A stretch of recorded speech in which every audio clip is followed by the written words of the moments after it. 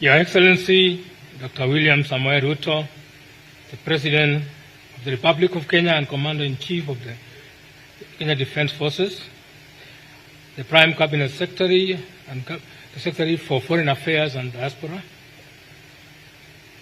all distinguished guests, the Capital Market Fraternity, ladies and gentlemen. Your Excellency, it's a profound honor to welcome you again to this momentous occasion as we celebrate a significant milestone for Kenya's financial markets, the listing of the first sukuk bond in East and Central Africa. The Lindsay sukuk bond of the Nairobi Securities Exchange.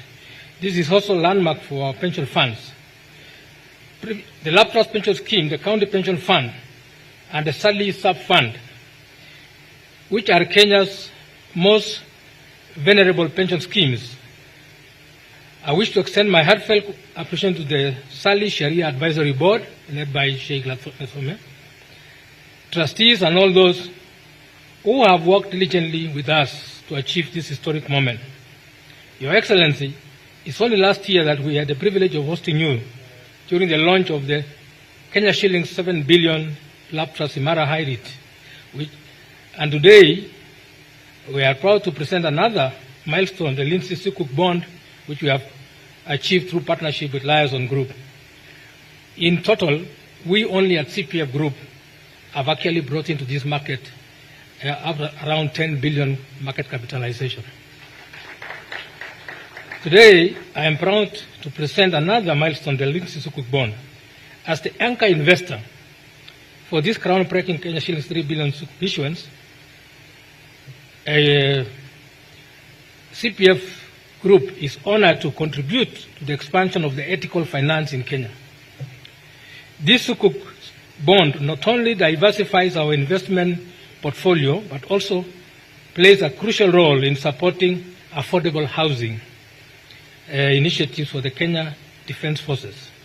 Our commitment to solely ethical investment principles and sustainable value is unwavering, and we are excited about the future possibilities this product holds for this country. Your Excellency, as mentioned in the past, we are very intentional about contributing to the infrastructure and infrastructural development of this country, of our country. During the last event, we advised that Kenya pension funds, with assets under management of over Kenya shilling 1.7 trillion as of December 2023, can contribute to infrastructure development of our country. And today's launch is a proof of concept that pension funds can indeed invest in public infrastructure. The issuance of this sukuk is targeted towards the development of affordable housing for our Kenya Defense Forces at a competitive internal rate of return to our investors. The investors are from our Sharia pension sub-fund, which we are calling SALI, who will receive a profit from the rental lease income over the next 15 years. Your Excellency, at CPF, we have a drive to develop innovative solutions to support the growth and development of our nation. Just recently, we embarked on the development of the county headquarters for Mutembei, which is currently in progress, on a rent-to-own model as provided for under the Public Finance Management Act and the Mutembei County Infrastructure Financing Fund Act that created a charge on the County Revenue Fund in line with Article 207, Article 2A of the Constitution of Kenya.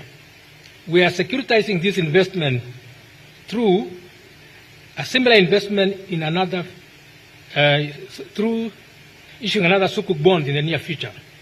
To enable us scale this particular model, we intend to securitize this investment by securitizing the investment through refinancing and through the capital markets. And by issuing a sukuk bond, it will enable us roll over similar investments in other counties. In order to replicate the model scale across counties and the national government, we seek to work with your government, sir, and a Council of Governors to come up with securitization of public revenue bill for consultation by Parliament in order to contract private sector capital for investment into public projects. This model, Your Excellency, can be replicated for other public infrastructure projects your government intends to undertake in future, as long as there is a clear undertaking to make the standing payments via a secured framework in form of irrevocable standing orders by our Central Bank of Kenya. We wish to further propose that the government puts in place a regulatory framework through an amendment to the Public Finance Management Act and the Central Bank Act in order to allow Central Bank to issue standing orders for public projects, so that there is an assurance of payment whenever the government contracts the private sector. We wish to further propose that the government puts in place, this will enable Central Bank to function as a fiscal agent for public entities to pay contracted investors. Your Excellency, the second issue I wish to address of importance is that of bending bills. We are affected by bending bills, Your Excellency. For now, the combined bending bills for pension is actually over 80 billion. And this is hurting us seriously. The pension industry is committed to supporting your government to partly resolve this long outstanding challenge which continues to impede the development of our nation. To address this, sir, we wish to advance a model which we believe will resolve this matter. Our proposed solution is modeled around the reverse factoring concept, which is a financial solution that allows suppliers or contractors to receive early payment of their invoices from a financier who purchases the invoices at a discount and offers to wait for the payment from the government. The financial stands between both parties, providing an efficient mechanism for funds flow. The suppliers will benefit from improved working capital and reduced credit risk, while this will ease the government cash flow pressure and improve the business relationship with its suppliers and contractors.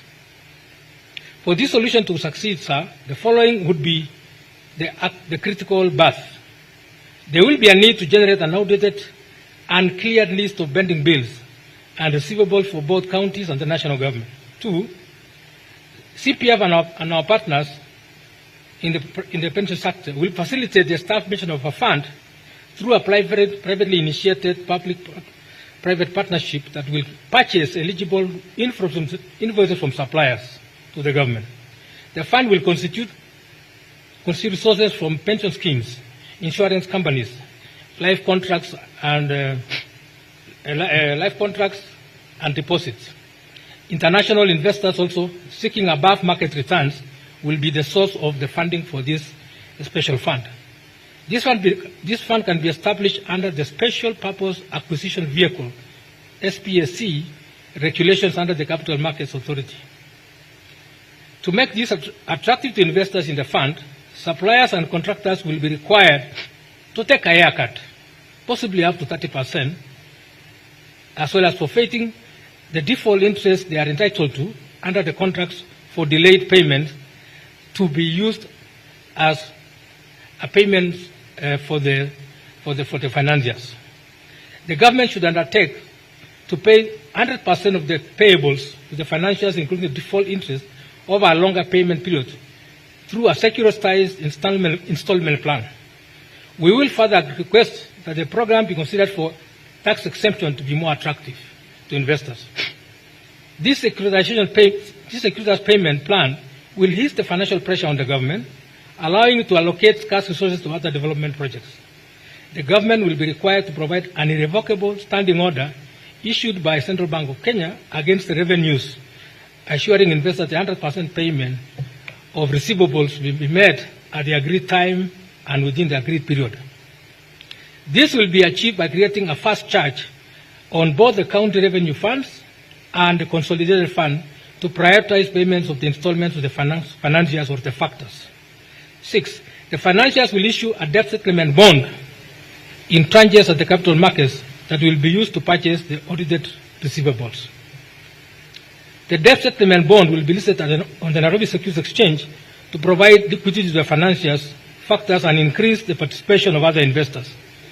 Finally, all payments to suppliers will be made directly to their accounts through the central bank. Your Excellency, on behalf of the pension sector and other partners, we humbly request for a meeting to further discuss these two proposals in detail.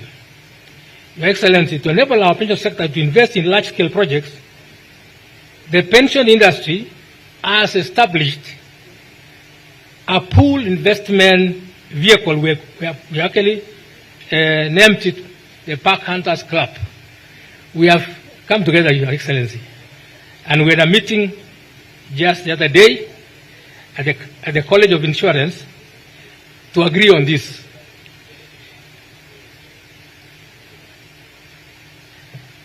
This is an aggregation vehicle that enables pension funds to co-invest in infrastructure through a fractional ownership approach, covering up to 35% of our total assets under management by pension funds, which translates to approximately Kenya 600 billion, allowed by our Retirement Benefits Authority Investment Guidelines, G.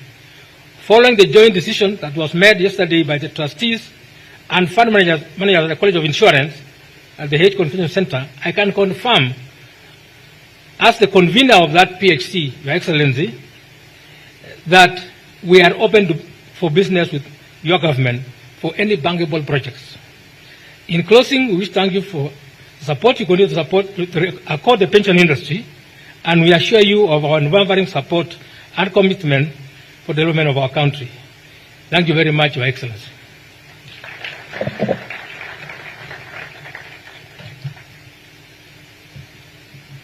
One more round of applause for Dr. Kili. Thank you very much. Your Excellency, this being an Islamic product, allow me to now invite some remarks from a senior Islamic